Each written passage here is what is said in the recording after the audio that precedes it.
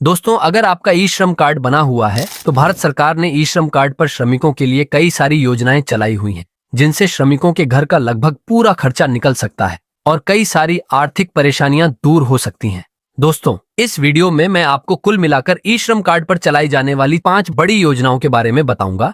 क्या क्या लाभ श्रमिकों को मिलता है, कौन इन योजनाओं में आवेदन कर सकता है और कैसे और कहां से आवेदन करना है। तो अगर आपके पास भी ई श्रम कार्ड है तो इस वीडियो को पूरा देखिए। पूरी जानकारी इस वीडियो से लेकर जाइए और चैनल पर नए हैं तो कृपया वीडियो को लाइक और चैनल को सब्सक्राइब करें। तो चलिए जानते हैं सभी योजनाओं के बारे में विस्तार से। तो दोस्तों, सबसे पहली योजना जो ई श्रम कार्ड पर चलाई जा रही है वह है प्रधानमंत्री श्रम योगी मानधन योजना। इस योजना के तहत अगर कोई श्रमिक जिसकी उम्र 18 से 40 साल के बीच है और वह अनऑर्गेनाइज्ड सेक्टर में काम करता है, जैसे ठेले वाला, किसान संबंधी काम, कंस्ट्रक्शन वर्कर, लेबर, मिस्त्री, पेंटर या रिक्शा चालक, तो सरकार उस व्यक्ति को 60 साल की उम्र के बाद 3,000 रुपए प्रति महीना पेंशन देती है। इसके लिए श्रमिक को 55 रुपए से लेकर 200 रुपए तक प्रति महीने अपनी तरफ से योगदान करना होगा, जो उसकी उम्र पर निर्भर है।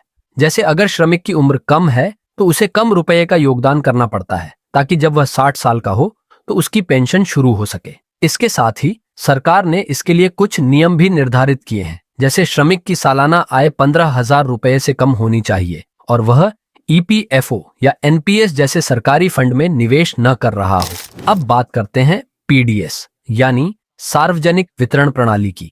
इस योजना के तहत सरकार हर महीने गरीबी रेखा से नीचे रहने वाले परिवारों को 35 किलो चावल या गेहूं देती है।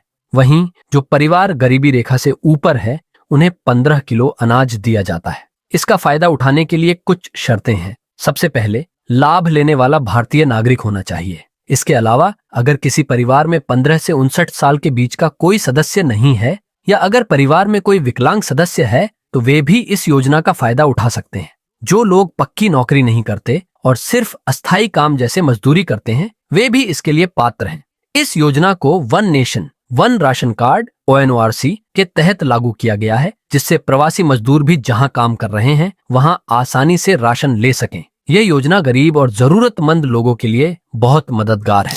अब अगली योजना है आयुष्मान भारत योजना। इस योजना के तहत भारत सरकार श्रमिकों को 5 लाख रुपए तक का मुफ्त इलाज प्रदान करती है। फिर चाहे श्रमिक के परिवार में कितने भी सदस्य हों, सभी को 5 लाख रुपए तक का मुफ्त इलाज किसी भी बीमारी के समय दिया जाता है। इसमें दवाइयों और आने जाने का खर्चा भी शामिल होता है। इस योजना में आवेदन के लिए आप आयुष्मान भारत की साइट पर विजिट करके आवेदन कर सकते हैं। अब अगली योजना का लाभ ई श्रम कार्ड पर मिलता है, वह है प्रधानमंत्री आवास योजना। यह योजना खासतौर पर उन परिवारों के लिए बनाई गई है जो अपने खुद के पक्के घर का सपना देख रहे हैं। इस योजना का लाभ उठाने के लिए कुछ जरूरी शर्तें रखी गई हैं। सबसे पहले, लाभार्थी भारतीय नागरिक होना चाहिए। अगर किसी परिवार में 15 से 59 साल की उम्र के बीच का कोई भी सदस्य नहीं है तो वह इस योजना के लिए पात्र है। इसके अलावा अगर परिवार में कोई सदस्य दिव्यांग है तो वह भी इस योजना का लाभ उठा सकता है। साथ ही ऐसे परिवार जिनके पास कोई स्थायी नौकरी नहीं है और जो केवल दैनिक मजदूरी पर निर्भर है, वे भी इस योजना के दायरे में आते हैं। इस योजना के तहत लाभार्थी को आर्थिक सहायता दी जाती है। मैदानी इलाकों में 1.2 लाख रुपए और पहाड़ी इलाकों में 1.3 लाख रुपए तक की सहायता दी जाती है, ताकि लोग अपने घर का निर्माण कर सकें। ये योजना उन लोगों के लिए एक बड़ा सहारा है जो लंबे समय से एक पक्के घर की तलाश में थे। अगर आप इन शर्तों को पूरा करते हैं तो आप भी इस योजना का लाभ उठा सकते हैं और अपने सपनों का घर बना सकते हैं। अब अगली योजना है प्रधानमंत्री किसान मानधन योजना। इस योजना का मुख्य उद्देश्य छोटे और सीमांत किसानों को बुढ़ापे में वित्तीय सहायता देना है। अगर आप एक किसान हैं और आपकी उम्र 18 से 40 साल के बीच है तो आप इस योजना के लिए पात्र हो सकते हैं। इसके लिए आपकी जमीन की अधिकतम सीमा 2 हेक्टेयर होनी चाहिए और यह राज्य या केंद्र शासित प्रदेश के भूमि रिकॉर्ड में दर्ज होनी चाहिए। इस योजना के तहत जब किसान 60 साल की उम्र पूरी करता है तो उसे हर महीने 3,000 रुपए की पेंशन मिलती है।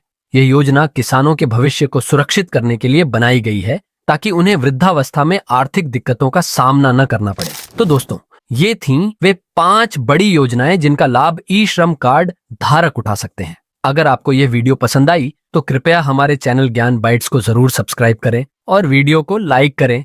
मैं राहुल मिलता हूं आपसे अगली वीडियो में। तब तक के लिए धन्यवाद।